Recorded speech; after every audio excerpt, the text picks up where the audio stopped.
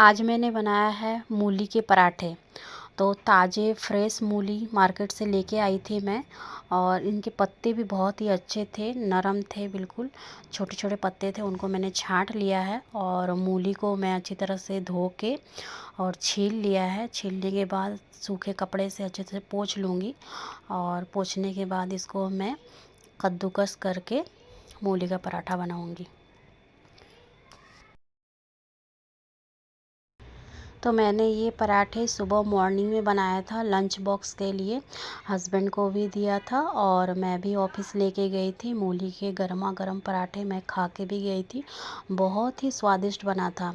तो मैं आज ऐसी रेसिपी आपको बता रही हूँ। बहुत सारे लोगों को दिक्कत होती है लेडीज़ों को कि मूली के पराठे फट जाते हैं, निकल जाते हैं और पानी पानी हो जाता है। तो बिल्कुल भी नहीं फटेंगे। मैं जिस तरह से बना रही हूँ उस तरह से आप भी बनाइए मूली के पराठे और अपने फैमिली को खिलाइए।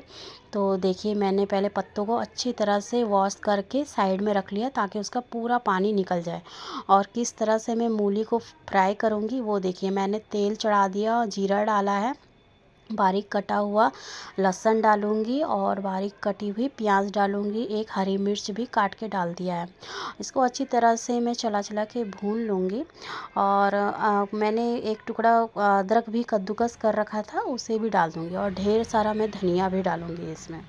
तो मैं इस तरह से बना रही हूँ कि मैं ना मूली के पत्ते जो है वो भी मैं इसमें वेस्ट नहीं करूँगी, डाल दूँगी। और मूली इतनी अच्छी तरह से इसमें मैं फ्राई करूँगी कि बिल्कुल भी उसमें से पानी नहीं निकलेगा।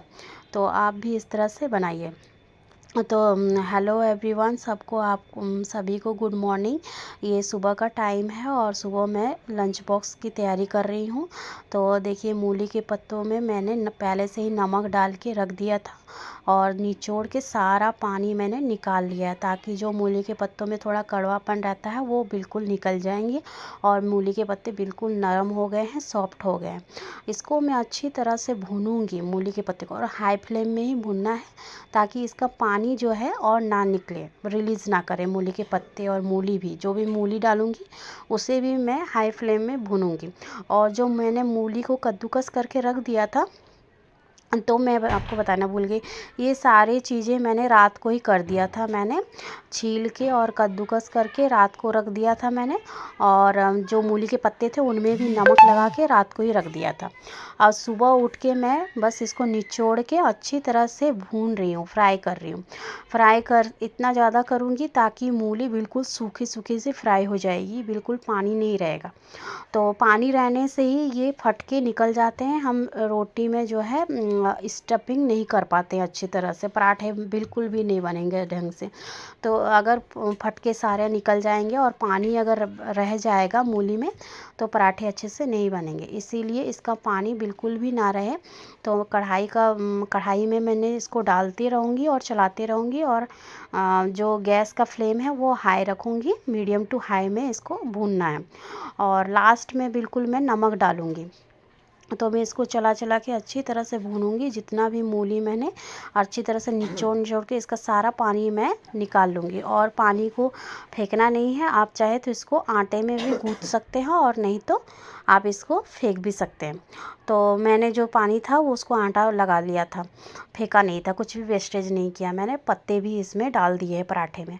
और इसकी बाइंडिंग अच्छी हो इसके लिए मैंने 2 उबले आलू को भी कद्दूकस करके डाल दिया है। और अभी मैंने भुना हुआ पाउडर डाला है जिसमें जीरा, साबुत धनिया और काली मिर्च का अच्छी तरह से मैंने तवे में गरम कर लिया था और उसको दरदरा करके कूट लिया था। और कूटा हुआ मैंने इसमें पाउडर डाला है बस, और कोई मैं इसमें मसाला नहीं डालूँगी। बहुत ही अच्छा स्वादिष्ट बनेगा। थोड़ा सा मैंने इसमें मैगी का मेरे पास बचा हुआ पैकेट था, थोड़ा सा डाल दिया। और इसको देखिए कितना सूखा सूखा फ्राई हो रहा है, ये बिल्कुल कढ़ाई को छोड़ दिया है। अब इसके बाद मैं 2 आलू कद्दूकस करके डाल दूँगी ताकि इसकी बाइंडिंग बहुत ही अच्छी होगी। लेकिन मूली का ही स्वाद आएगा क्योंकि मैं आलू की क्वांटिटी कम डाल रही हूँ और मूली ज़्यादा रहेगी। तो आप भी इस तरह से मूली के पराठे बनाइए।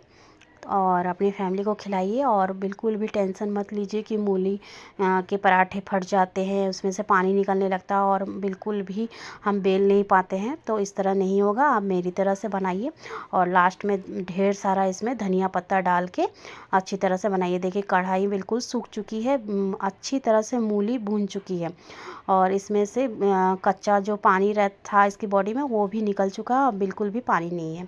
अब इसको अच्छी तरह से ठंडा कर लेंगे हम स्टफिंग को, और उसके बाद मैं ज़्यादा से ज़्यादा करके भर भर के मैं बड़े बड़े साइज़ का पराठा बनाऊंगी। लास्ट में बिल्कुल मैंने नमक डाला है। अब गैस के फ्लेम को बंद कर दूंगी मैं और धनिया पत्ता डाल दिया है मैंने, और इसको अच्छी तरह से भून के चला लूँगी और मैं ठंडा करके फिर भर भर के मैं बड़े बड़े साइज़ का पराठा बनाऊँगी। मेरे हाथ का मूली का पराठा, आलू का पराठा, गोभी का पराठा मेरे हस्बैंड को बहुत पसंद है। वो बोलते हैं, जब भी खाते हैं तो बहुत तारीफ़ करते हैं कि तुम बहुत ही अच्छी तरह से भर के और बनाती हो, और 2 पराठा खाते खाते पेट भर जाता है, क्योंकि मैं ज़्यादा से ज़्यादा स्टफिंग भरती हूँ और बहुत ही टेस्टी लगता है पराठा खाने में। तो मैंने पराठे के साथ मैंने बनाया था टमाटर की चटनी। तो मैंने 3 टमाटर बड़े बड़े साइज़ के, ये खट्टे टमाटर होते हैं, तो इसे गैस में भूनने के लिए चढ़ा दिया है। इसको मैं पका लूँगी और उसके बाद इसकी चटनी बनाऊँगी। तो देखिए कितने बड़े बड़े साइज़ के मैंने ये स्टफिंग ली है, और जितना बड़ा रोटी है लोई उतना ही बड़ा मैंने इसको लिया है स्टफिंग को, और अच्छी तरह से मैं भरूंगी और बिल्कुल हल्के हल्के हाथों से मैं इसको बेलूंगी, ताकि ये पराठे से बिल्कुल भी नहीं निकलेंगे और इसमें बिल्कुल भी पानी नहीं है, ये सूखा सूखा है बिल्कुल। बहुत ही अच्छा सा पराठा बना था वो, और चारों तरफ इसकी स्टफिंग गई थी, बहुत ही स्वादिष्ट लग रहा था। इसी तरह से आप बनाइए और इस तरह से हाथ से दबा दबा के चारों तरफ दबा दीजिए, ताकि जो हमने स्टफिंग है मसाला मूली का, वो रोटी में पराठे में पूरी तरह में लग जाए, चारों तरफ लगा हुआ रहे। चलिए आप इस तरह से देखिए, अच्छी तरह से मैंने 2 बार दिखा दिया आपको किस तरह से मैंने भरा है, किस तरह से बनाया है। अब गर्मा गर्म पराठे मैं सेक के सबके टिफ़िन में दे देती हूँ और ख़ुद भी लंच लेके ऑफिस चली जाऊँगी। आज का यही है लंच बॉक्स रेसिपी है। तो आप इस तरह से बनाइए, खाइए, और लंच में भी अपने बच्चों को भी दे सकते हैं, हस्बैंड को भी दे सकते हैं।